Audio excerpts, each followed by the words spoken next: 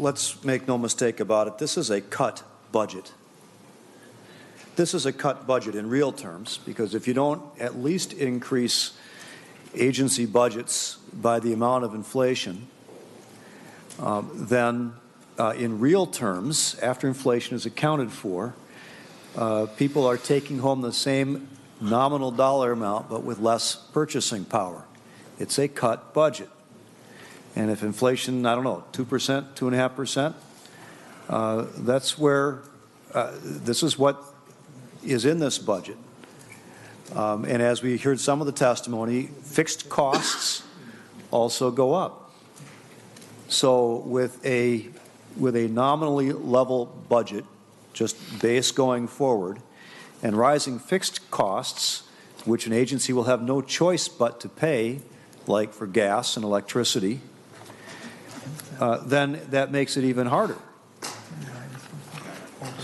We simply cannot maintain our current service levels in this state government that we exist to provide to our citizens if in nominal terms we are simply advancing the base. And most of the budget we have before us simply advances the base into the next biennium. Now why?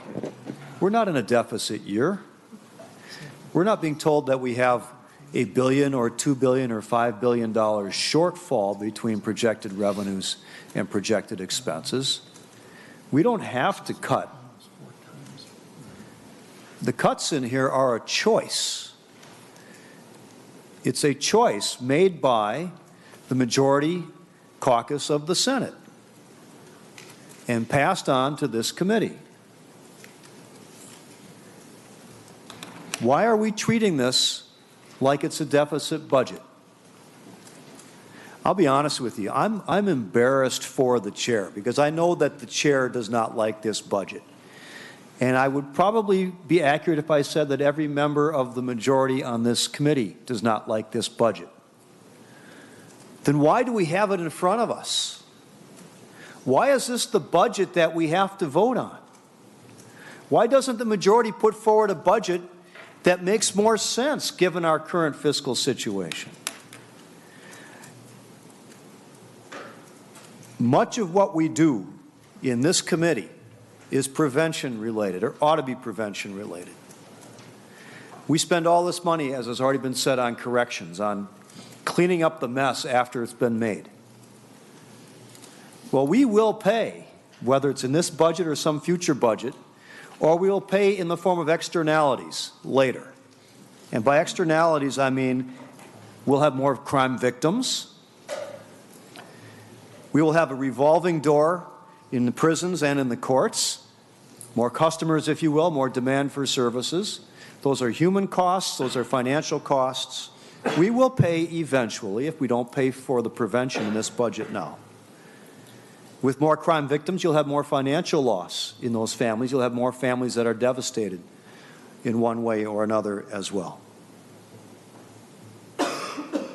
Now, we have certain revenue projections, and we as a legislature can decide whether we want to accept those revenue projections and live within those revenue projections. Are we going to accept the size of the pie that's handed to us, or if we want to change the size of the pie? That's a choice that we make as a legislature. So I don't accept what Senator Ralph said, that we are boxed in to this strict number that has been given to us as an overall budget for the state in the next biennium. We decide the size of the pie because we have the power to do that. We also decide how to prioritize our expenditures within that pie. So even if we accept the size of the pie as given, we can decide how much is going to go into judiciary and public safety, and how much is going to go into K-12, and how much is going to go into the Department of Human Services. We decide that. And apparently the powers that be within the majority caucus have decided that judiciary, public safety, corrections, Department of Human Rights are going to have, in effect, a cut budget, nominally an increase of $25 million, which is an absolute drop in the bucket of a almost $50 billion state budget. Think about it, $25 million in a $48 or $49 billion biennial budget for this state. And we are here arguing over whether or not we ought to fund a program to help our veterans coming back to prevent domestic violence, to save their families as well as themselves. We're arguing over whether or not we're going to have enough money to staff the Department of Corrections to save the lives of our corrections officers and other offenders that are living in those facilities. And whether or not we're going to have the funding to treat them so when they go back into their home communities, they aren't reoffending and creating more victims.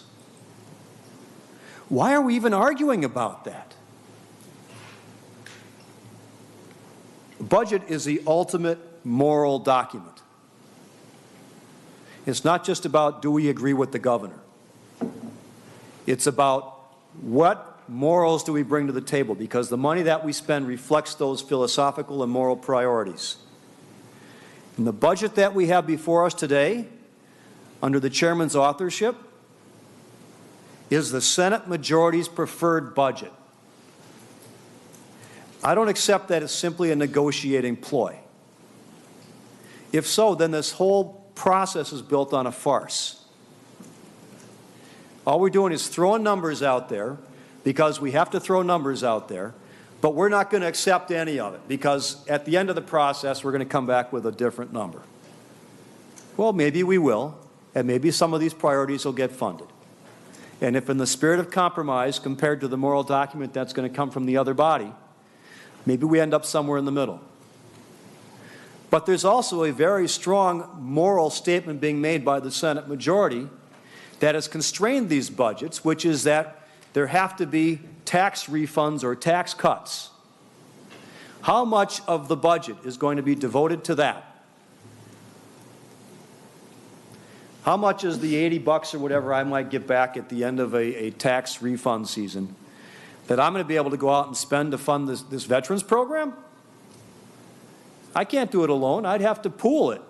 I'd have to take my money and pool it with all of the other taxpayers in Minnesota to come up with the $400,000 a year to pay for that Change Step program. And the same with an ombudsperson in the Department of Corrections, and the same with school safety centers.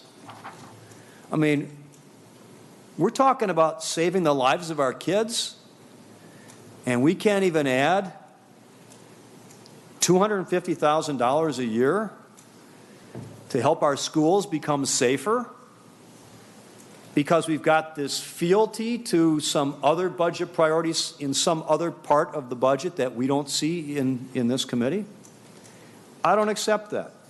The budget that we're going to vote on in a few minutes is a moral document. This is the moral statement of the Senate majority that we have before us. For me, this is an immoral document, an immoral budget. I can't in good conscience vote for it. Can you?